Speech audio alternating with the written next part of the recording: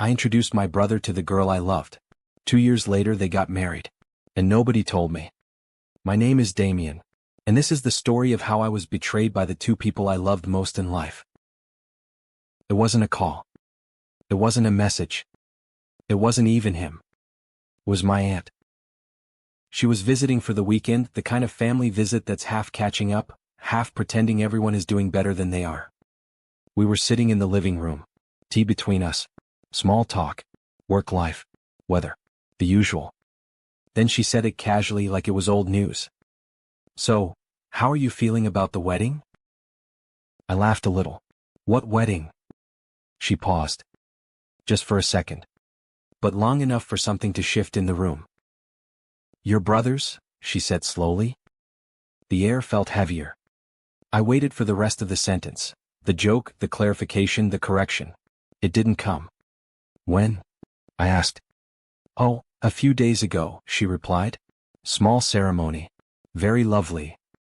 I remember nodding like my brain understood words my heart hadn't caught up to yet. "Who did he marry?"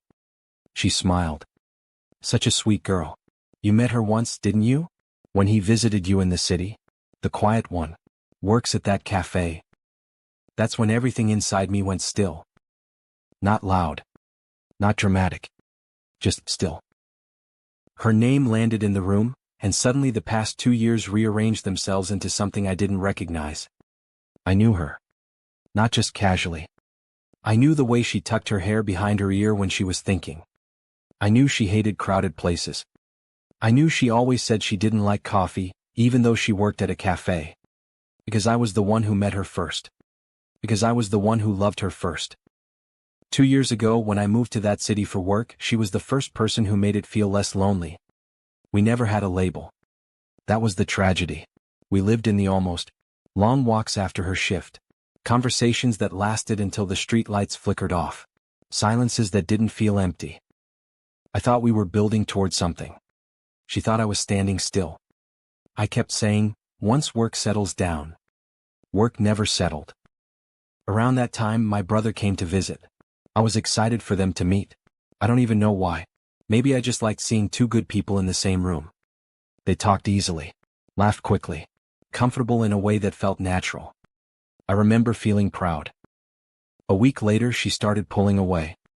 Said she needed space. Said she wasn't sure what she wanted. No fight. No ending. Just distance. I told myself it was timing. Just life. One of those almost loves that don't quite become real. I moved away a few months later. New job. New city. I didn't connect the dots. Not when my brother stopped talking about dating. Not when calls got shorter. Not when conversations stayed on the surface. I thought we were just busy. Growing up. Growing apart. My aunt kept talking, unaware she had just opened something that had been buried without my knowledge. "They look very happy," she said gently. "Your brother seems settled." Settled. That word cut deeper than it should have. Because I suddenly realized something worse than not being invited. I hadn't just missed a wedding. I had been erased from the story before it was even told. Everyone knew. The whole family. All the relatives. Maybe even friends. Everyone, except me. That's when the feeling changed. From confusion to something darker. Because this wasn't distance. This wasn't forgetfulness. This was a decision. They didn't just fall in love. They built a life together. On the quiet ruins of something I never got to finish. And I was the only one who didn't even know the chapter had ended. Oh, this is where the knife turns. Quietly. Slowly. After my aunt left the room to take a call, I just sat there. Hands clasped. Elbows on my knees. Staring at the rug like it had answers stitched into it. I replayed her words over and over. They look very happy. Such a sweet girl. Small ceremony. Of course it was small. But what does a small ceremony even mean? When they are happy without me. The one who loved them with all I have. The one who they have betrayed without mercy. You only keep things small when you don't want certain people in the room. I picked up my phone. Stared at my brother's name. We hadn't fought. We hadn't drifted dramatically. We just existed in that lazy space adult siblings fall into. Occasional texts. Birthdays. Surface level updates. Nothing that would prepare you for this. I called. It rang longer than usual. He answered with the voice people use when they already know why you're calling. Hey. Not Damien. Not how are you? Just hey.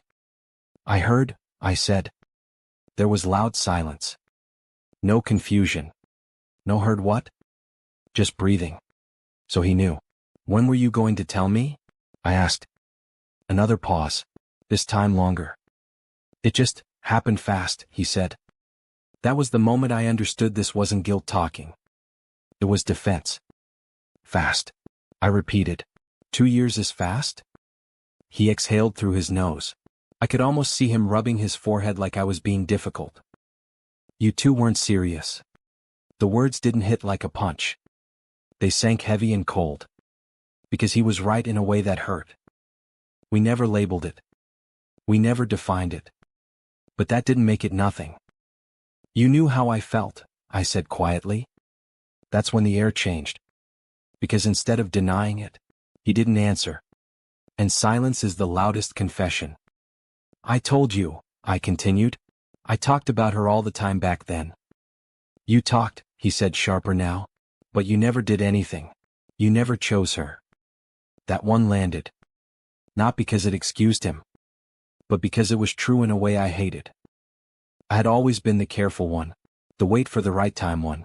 The don't rush it one. I thought love would wait for me to be ready. It didn't. She was alone in that city, he went on. You were busy. You were distant. She needed someone who showed up. I laughed, but there was no humor in it. So you showed up? She chose me too, he snapped like that settled the moral math. And maybe in his head it did. But there are lines you don't cross with blood. Not without saying something first. Not without looking your brother in the eye and admitting what you're about to do. You could have told me, I said. We were going to, he replied quickly. Too quickly. But every time we talked, it didn't feel like the right moment. The right moment? As if honesty requires perfect timing. As if betrayal waits for comfort. I leaned back into the couch, suddenly tired. Not angry in the explosive way. Just hollow. You didn't invite me, I said. This time he did not hesitate. We thought it would make things awkward. Really? How more awkward can this get? So to them this was not cruel. Not painful. Just inconvenient. So it was easier, I said slowly, to pretend I didn't exist. That's not fair.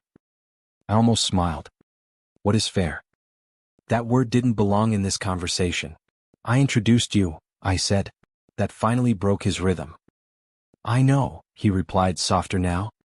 And you never once thought, I continued, voice steady in a way I didn't feel, that maybe I deserved to know when the almost love of my life became your forever? He didn't have an answer for that, because there isn't one that doesn't sound like what it is. A choice. Not an accident. Not fate. A choice. I didn't mean to hurt you, he said at last, and I believed him. That's the complicated part. He didn't wake up one day wanting to betray me. He just wanted something, and I was in the way of getting it. People don't always stab you out of hate. Sometimes they just step over you while reaching for their own happiness, and don't look back long enough to see what it cost you. I hope you're happy, I said. He didn't say it back, because some blessings sound like accusations. We hung up without goodbye. I stared at my reflection in the black phone screen, and for the first time the pain shifted. It wasn't just about losing her. It was realizing something worse. My brother hadn't stolen my love. He had stepped into the space I left empty. And still, he chose silence. That was the betrayal. After the call, the house felt unfamiliar. Same couch. Same walls. Same quiet. But now the quiet had weight. I didn't cry. Not because it didn't hurt, but because the pain had moved somewhere deeper than tears. It sat behind my ribs, heavy and still. I walked to the kitchen, poured water, but I didn't drink it. My mind wasn't replaying the betrayal anymore. It was replaying something worse. Memories where I almost chose her. The night she asked, "So what are we doing?" and I joked my way out of answering. The weekend she hinted she might move cities permanently and I said, "Let's see what happens." The way she used to wait for me to define us. And I never did. I had called it patience. To me it was maturity. It was caution. But standing there alone, I finally named it correctly. It was fear. I was afraid to need someone that much. Afraid to build something that could break. Afraid to choose, because choosing makes losing possible. So I stayed in the safe middle. Close enough to feel love. Distant enough to deny it. And someone else stepped into the space where certainty should have been. My brother was wrong for how he did it, but he wasn't wrong about one thing. I never chose her. I sat down at the table and laughed once under my breath. Not because anything was funny, but because the truth was almost cruel in its simplicity. I lost her long before he found her. The wedding wasn't the betrayal. It was the consequence. That didn't make it hurt less, but it definitely made it clearer. Later that evening my phone buzzed. It was a message from her. I stared at her name for a long time before opening it. I didn't know how to tell you. It read, "I'm sorry you heard it like that." I read it 3 times. Not once did it say I wish things were different. Not once did it say I waited. Just apology. Soft, careful, final. I typed something. Deleted it. Typed again. Then I wrote the only honest thing left. "I hope you're happy." The same words I gave my brother. But this time they weren't sharp. They were tired. She replied with a heart. Not love. Not explanation. A symbol people use when words would complicate things. I put the phone down and stepped outside. The night air was cold. Honest. It didn't pretend to be anything else. For a long time, I had believed love stories ended because someone did something terrible. But most of them end because someone hesitates too long. Because timing isn't neutral. Silence isn't harmless. And later is a decision disguised as patience. I looked up at the sky and felt something unfamiliar. Not peace, but release. They were building a life.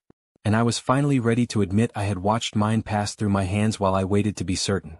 Some losses teach you who to blame. Others teach you who you've been. That was mine. I didn't lose her to my brother. I lost her to the version of me who thought love would wait until I felt ready. It doesn't. It moves toward the one who shows up. And for the first time, I understood something without bitterness. Next time, if love stands in front of me, I won't stand still. This is Story Vault. Every story has a key. And here we find it. In Damien's story, the key was this. Love doesn't always leave because of betrayal. Sometimes it leaves because you never stepped forward to hold it. Thank you for unlocking the vault with us. See you in the next story.